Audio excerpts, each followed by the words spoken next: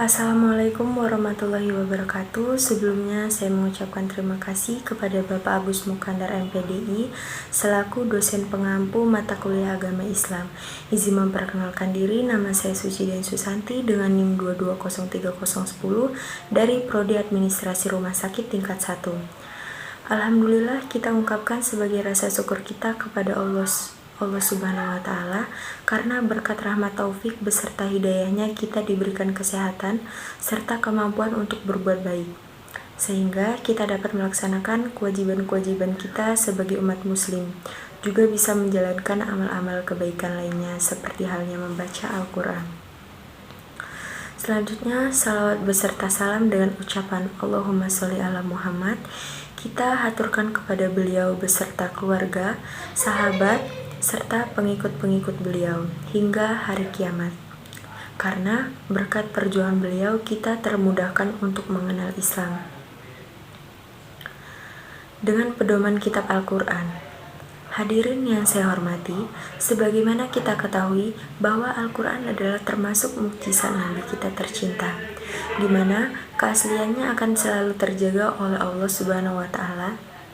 Ternyata Al-Quran juga mempunyai banyak keistimewaannya serta keajaiban yang terkandung di dalamnya dan tidak terdapat pada kitab atau buku lainnya. Membaca Al-Quran adalah merupakan ibadah di mana setiap hurufnya dihitung 10 pahala, kebaikan, serta terkandung banyak keutamaan.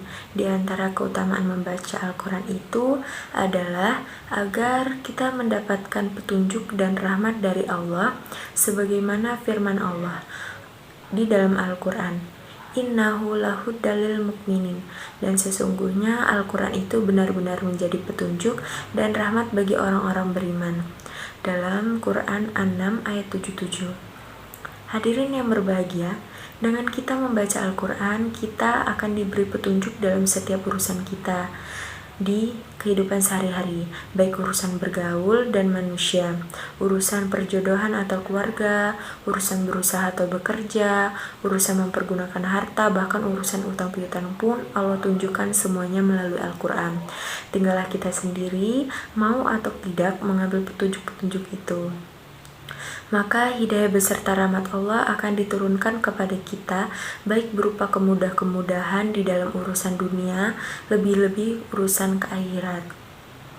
Hadirin rahimakumullah, keutamaan kedua dari keutamaan membaca Al-Quran yaitu penawar atau obat penyembuh, sebagaimana firman Allah dalam Al-Quran. Dan jikalau kami jadikan Al-Quran itu suatu bacaan dalam bahasa selain Arab, tentulah mereka mengatakan, mengapa tidak dijelaskan ayat-ayatnya? Apakah patut Al-Quran dalam bahasa asing sedang Rasulnya adalah orang Arab? Katakanlah Al-Quran itu adalah petunjuk dan penawar bagi orang-orang mukmin, sementara orang-orang tidak beriman pada telinga mereka ada sumbatan. Sedang Al-Quran itu suatu kegelapan bagi mereka, adalah seperti dipanggil dari tempat nan jauh. Ayat 44. Bagi orang-orang beriman, Al-Quran itu adalah sebagai petunjuk dan penawaran hati. Dan kata lain, apabila seorang mukmin betul-betul menjalankan petunjuk-petunjuk Al-Quran, maka ia akan menemukan obat penawar hati pelipur lara dalam setiap permasalahannya yang tengah ia hadapi.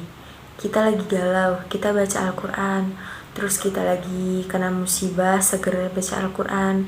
Kita lagi sakit, solusinya tetap baca atau dibacakan Al-Quran. Bagi orang-orang yang beriman, ayat Al-Quran dapat bereaksi sebagai penawar atau obat, solusi, baik secara langsung atau tidak langsung, ataupun berangsur. Misalnya berkah membaca Al-Quran, pikiran kita jadi tenang, masalah atau penyakit kita lalu menghilang atau sembuh. Bisa jadi kita ditemukan obat unik, padahal tak pernah dibayangkan sedikit pun sebelumnya. Jika Allah mengkehendaki, maka tidak akan ada satu hal yang tidak mungkin. Hadirin Hadirin rahimakumullah, oleh karena itu mari kita jadikan Al-Quran sebagai petunjuk dalam setiap langkah kita, sebagai penawar hati sekaligus solusi dalam setiap masalah, juga sebagai obat penyembuh dari setiap penyakit yang menimpa diri kita atau orang-orang di sekitar kita. Ini saja yang dapat saya sampaikan. Semoga pidato singkat atau ceramah ini dapat menginspirasi kita semua untuk semakin rajin membaca Al-Quran. Paling tidak per hari 1 halaman. Kalau tidak mampu, maka per hari cukup 5 ayat. Kemudian membaca surat-surat tertentu, terutama pada saat-saat menghadapi masalah atau tertimpa musibah atau terkena penyakit. Serta janganlah lupa bacalah juga terjemahannya, lalu hayatilah maknanya, agar keutamaan-keutamaan betul-betul berbuah nyata dalam kehidupan kita. Amin. Hadirin rahimakumullah, jika ada sumur di ladang, boleh kita menumpang mandi. Jika ada umur yang panjang, boleh kita berjumpa lagi. Terima kasih atas segala perhatian. Mohon maaf jika ada kekurangan. Wabillahi taufiq wal hidayah. Wassalamualaikum warahmatullahi wabarakatuh.